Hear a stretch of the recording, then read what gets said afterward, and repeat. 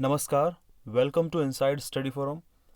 DElEd fourth semester 2020 का science का paper हम डिस्कस कर रहे हैं, जिसमें हमने वस्तुनिष्ठ प्रकार के प्रश्नों को डिस्कस किया है। उसका लिंक आपको नीचे डिस्क्रिप्शन बॉक्स में या फिर आई बटन में मिल जाएगा। तो अभी हम डिस्कस करने वाले हैं इसमें पूछे गए जो अति लघुत्तरीय प्रकार के प्रश्न हैं उनको। ठीक है, तो देखते हैं कि कौन कौन से क्वेश्चंस पूछे गए हैं और उनका नेचर कैसा है, ताकि हम समझ पाएँ कि आगामी जो परीक्षाएं आने वाली हैं उनमें किस प्रकार के क्वेश्चंस आएंगे। ठीक है, स्टार्ट करते हैं। तो क्वेश्चन 6 जो है आपका अति लघुत्तरीय वो ये है कि एड्स किस विषाणु से होता है। एड्स किस विषाणु के द्वारा होता है, आपको सिर्फ उस विषाणु का नाम लिखना है। दूसरा क्वेश्चन है प्राथमिक उपचार किसे कहते हैं। इसको हम बोलते हैं फर्स्ट एड। फर्स्ट एड बोलते हैं इसको हम इंग्लिश में। जैसा आप लोग जानते होंगे कि यदि किसी व्यक्ति को कोई चोट लग जाए और आसपास कोई डॉक्टर ना हो या आसपास कोई हॉस्पिटल ना हो, तो हम उसको अपने हिसाब से कुछ मेडिसिन या कुछ पट्टी वगैरह बांधते हैं, उसको हम फर्स्ट एड कहते हैं। ठीक है। दूसरा क्वेश्चन 8 है अयस्क से आप क्या समझते हैं। अयस्क को हम इंग्लिश में ओर कहते हैं। ओर किसे कहते हैं इसको हम समझेंगे। और क्वेश्चन नंबर जो 9 है वो ये है कि रुधिर कणिकाएँ, इसको हम बोलते हैं ब्लड कॉर्पसेल्स, कितने प्रकार की होती हैं और उनके आपको नाम लिखना है और साथ में किसी एक रुधिर कणिका के कार्य लिखने हैं। ठीक है, उन 3 में से किसी एक के बारे में आपको थोड़ा सा एक्सप्लेन करना है, क्योंकि ये अति लघुत्तरीय है तो केवल थोड़ा सा करना है, ना कि ज़्यादा। और क्वेश्चन जो 10 है आपका वो ये है कि समजात ऑर्गन, समजात अंग किसे कहते हैं। इसको इंग्लिश में हम होमोलोगस ऑर्गन कहते हैं और उदाहरण देकर के आपको स्पष्ट करना है। ठीक है। और क्वेश्चन जो 11 है वो ये है कि किसी परिपथ में 5 एम्पियर की धारा 1 घंटे के लिए प्रवाहित की जाती है, तो आवेश की मात्रा की गणना आपसे पूछी गई है। तो हम एक एक करके इन 6 से लेकर के 11 क्वेश्चन को डिस्कस करते हैं। चलिए, तो यहाँ पे आपके लिए मैंने यहाँ पे ये पूरे क्वेश्चन सॉल्व किए हैं, ताकि आपको एक ओवरव्यू मिल पाए कि किस प्रकार से इनके उत्तर लिखने हैं। तो सबसे पहले हम डिस्कस करें अति लघुत्तरीय। क्वेश्चन 6 क्या था, एड्स किस विषाणु के द्वारा होता है। तो सभी को पता है जो एड्स होता है, जिसको हम बोलते हैं AIDS, एड्स।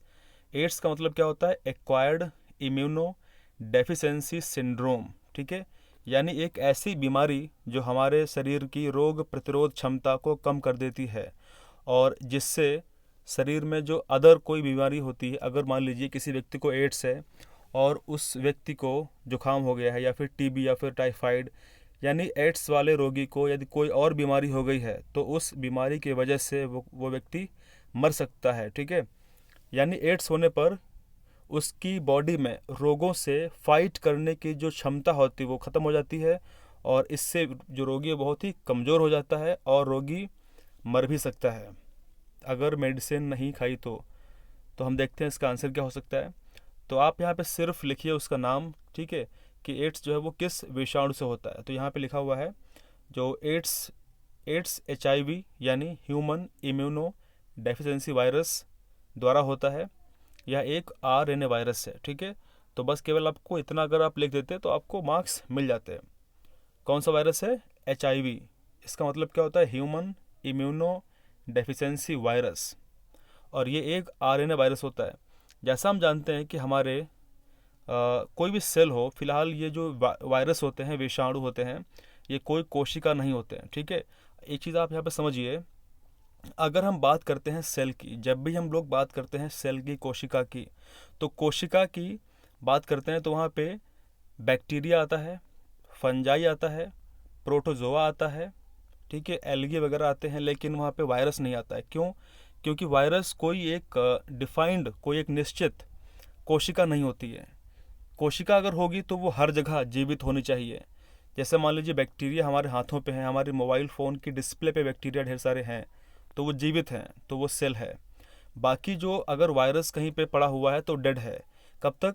जब तक वो वायरस किसी बॉडी के अंदर नहीं जाएगा तब तक वो डेड रहेगा। जैसे कोई वायरस, कोई विषाणु किसी व्यक्ति के अंदर एंटर करता है तो वहाँ पे जाकर के वो जीवित हो जाता है। इसीलिए वायरस को हम कहते हैं जीवित और मृत बीज की कड़ी, यानी जीवित और मृत के बीज की कड़ी होता है, कनेक्टिंग लिंक होता है, बाउंड्री होता है लिविंग एंड नॉन लिविंग की। ठीक है, तो आप इस तरीके से इसका आंसर कर सकते थे। फिलहाल वायरस के ऊपर तो डिस्कस बहुत कुछ कर सकते हैं, आगे आने वाले वीडियोस में आपको एक एक करके सारे जितने भी इम्पॉर्टेंट टॉपिक्स हैं, चैप्टर्स हैं, चाहे वो first, second, third, fourth semester के हों, पूरी साइंस आपको पढ़ाई जाएगी। क्वेश्चन नंबर 7 देखते हैं। इसमें लिखा हुआ है कि प्राथमिक उपचार क्या होता है, यानी फर्स्ट एड क्या होता है। तो बहुत ही सिंपल से इसको आप लिख सकते हैं अपनी भाषा में। यहाँ पे लिखा हुआ है कि आपातकाल की स्थिति में चिकित्सक के पहुँचने से पहले, अगर चिकित्सक उपस्थित नहीं है तो चिकित्सक के पहुँचने से पहले रोगी को दी जाने वाली जो चिकित्सक सहायता है उसको प्राथमिक उपचार कहा जाता है। ठीक है, तो इस तरीके से आप इसको लिख सकते हैं। यह अत्यंत आवश्यक होती है, बहुत ही महत्वपूर्ण होती है, ताकि रोगी को कोई गंभीर हानि ना पहुंचे। अगर मान लीजिए कोई व्यक्ति कट गया है, उसकी नस कट गई है, तो तुरंत अगर फर्स्ट एड कर दिया गया, उसको टाइटली बांध दिया गया, तो ब्लड का लॉस कम होगा। तो ब्लड का अगर लॉस कम होगा तो व्यक्ति के जीवित रहने के चांस ज़्यादा है। अगर खून पूरा निकल गया तो संपूर्ण खून निकलने के बाद में व्यक्ति को बचाना बहुत मुश्किल हो सकता है। तो इसीलिए फर्स्ट एड की जानकारी बहुत ज़रूरी है। हर एक व्यक्ति को प्राथमिक उपचार के बारे में जानना चाहिए और उसको समय पड़ने पर सहायता देनी चाहिए। क्वेश्चन 8 है। इसमें लिखा हुआ है कि अयस्क, अयस्क का मतलब होता है ओर। अयस्क से आप क्या समझते हैं? तो ये आप इसको बस थोड़ा सा यहाँ पे आपको बताना है कि ओर क्या होते हैं, और अगर आप उसका एग्जाम्पल दे देंगे तो ज़्यादा अच्छा रहेगा। ठीक है, फिलहाल समझते हैं।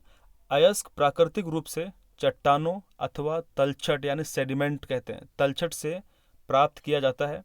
अयस्क से एक या अधिक मूल्यवान धातुओं अथवा खनिजों को निकाला जाता है। अयस्क को खनन के माध्यम से पृथ्वी से निकाला जाता है।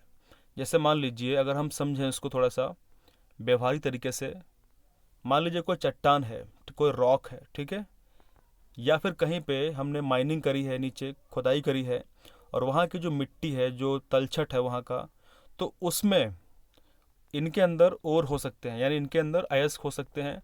और जब हम इन ओर को फैक्ट्री में ले जा कर के इनसे हम मिनरल्स का या फिर मेटल्स का एक्सट्रैक्शन करते हैं, उनको हम वहाँ से निकालते हैं अलग अलग प्रक्रिया द्वारा, तो उसको हम बोलते हैं, पूरा एक प्रक्रिया होती है फिलहाल। ठीक है, तो बस केवल आप इतना जान लीजिए कि अयस्क कहाँ से निकलते हैं, चट्टानों से अथवा तलछट से, सेडिमेंट से इनको प्राप्त करते हैं प्राकृतिक रूप से, और इन्हीं से यानी अयस्क से ही हम धातुओं को अथवा खनिजों को प्राप्त करते हैं, और धातुओं से फिर हम अलग अलग चीज़ों का निर्माण करते हैं।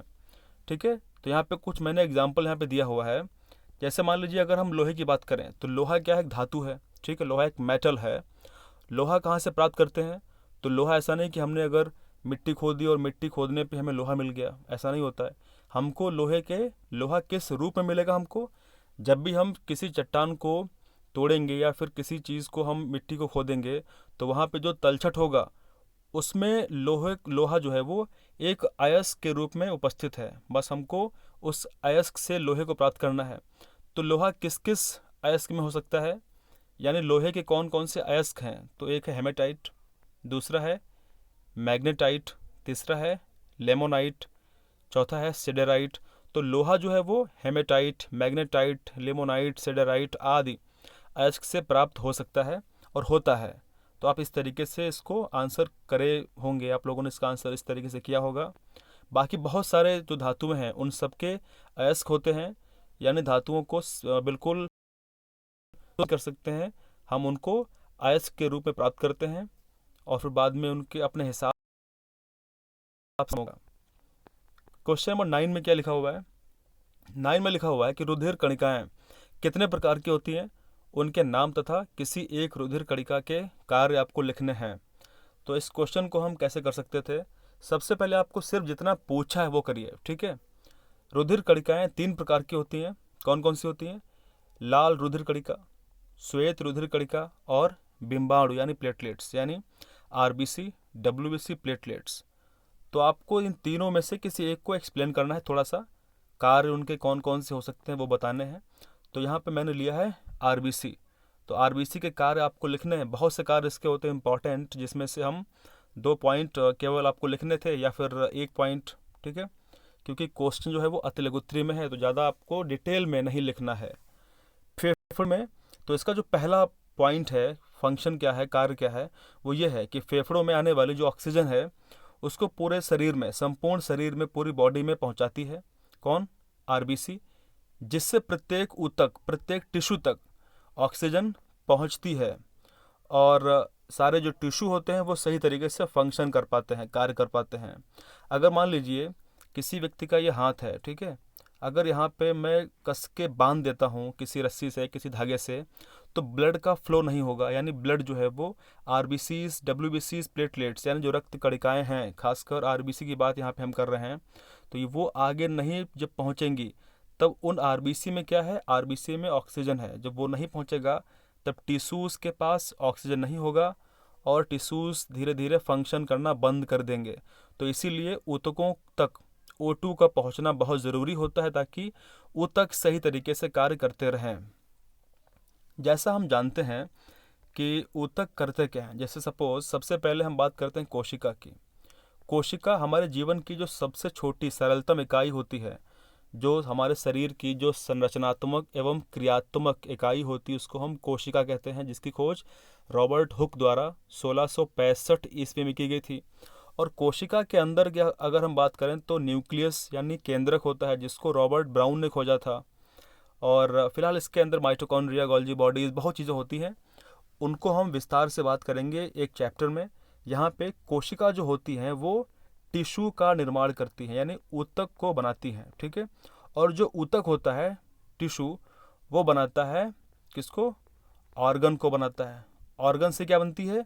ऑर्गन सिस्टम और बॉडी बन जाती है, हमारे शरीर बन जाता है। तो इसीलिए और टिश्यूज़ के पास में ब्लड का पहुंचना और ख़ासकर उसमें O2 का होना बहुत ज़्यादा ज़रूरी होता है। दूसरा इसका जो कार्य वो ये हो सकता है कि हमारे शरीर में जो कार्बन डाइऑक्साइड, जो CO2 होती है, उसको बॉडी से बाहर निकालना, ठीक है, ये भी काम कौन करता है? आरबीसी करती है। इसके अतिरिक्त बात करते हैं, लाल रुधिर कणिका में हीमोग्लोबिन पाया जाता है, जो रक्त के लाल रंग के लिए उत्तरदायी होता है। जैसा हम जानते हैं कि हमारा जो रक्त होता है, खून होता है, वो लाल होता है क्योंकि उसमें हीमोग्लोबिन पाया जाता है और जिस वजह से वो लाल होता है। और अगर हम हीमोग्लोबिन की बात करें डिटेल में थोड़ा सा, तो हीमोग्लोबिन ये 2 पार्ट से मिलकर बना होता है। एक पार्ट होता है हीमो, दूसरा पार्ट होता है ग्लोबिन, ठीक है।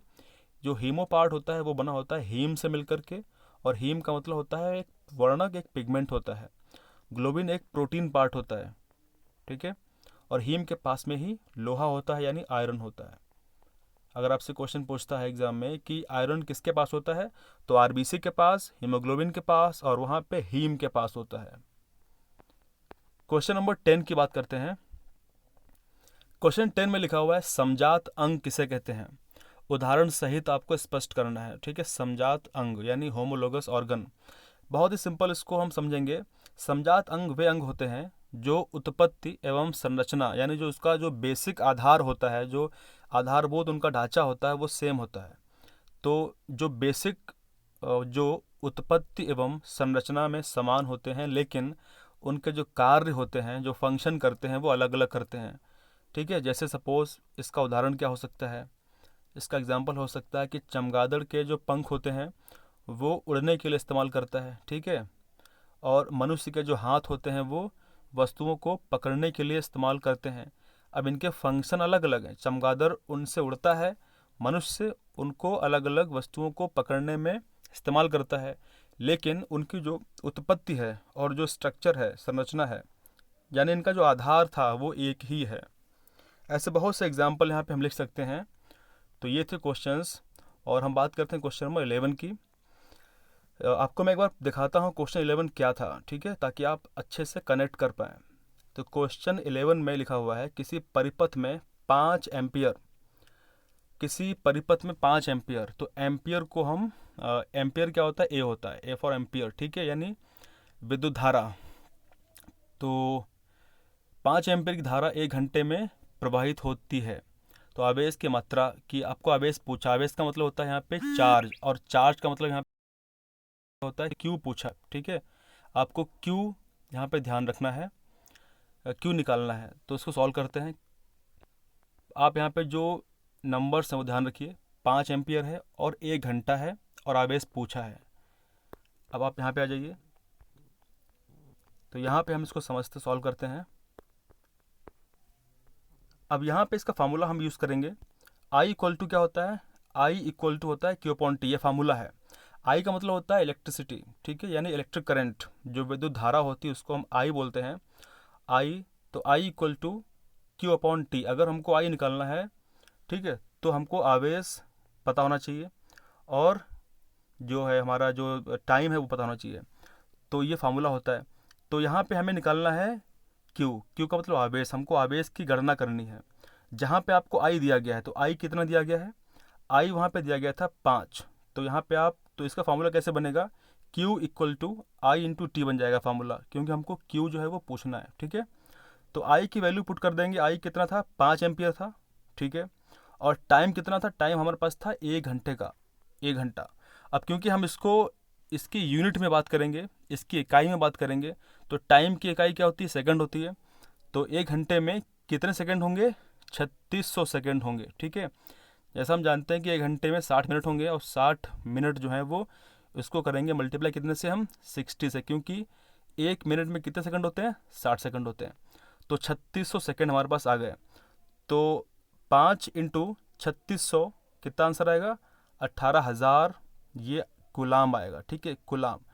तो कुलाम क्या होता है, कुलाम is a unit of charge. आवेश की जो इकाई है उसको हम कुलाम कहते हैं। तो इसका आंसर आएगा 18,000 कुलाम। तो इस तरीके से आप इसको सॉल्व कर पाएंगे। और इसके बाद में जो वीडियो आएगा उसमें हम बात करेंगे जो लघुत्तरी प्रश्न हैं। जैसे यहाँ पे देखिए आप कि कौन कौन से लघुत्तरी प्रश्न हैं। जैसे वात्या भट्टी का चित्र वर्णन कीजिए, डार्विन बात को समझाइए, ठीक है। तो इसको फिर हम डील करेंगे नेक्स्ट वीडियो में। Thank you very much. Like करें, शेयर करें, सब्सक्राइब करें अगर नहीं किया है तो। Thank you, thanks a lot.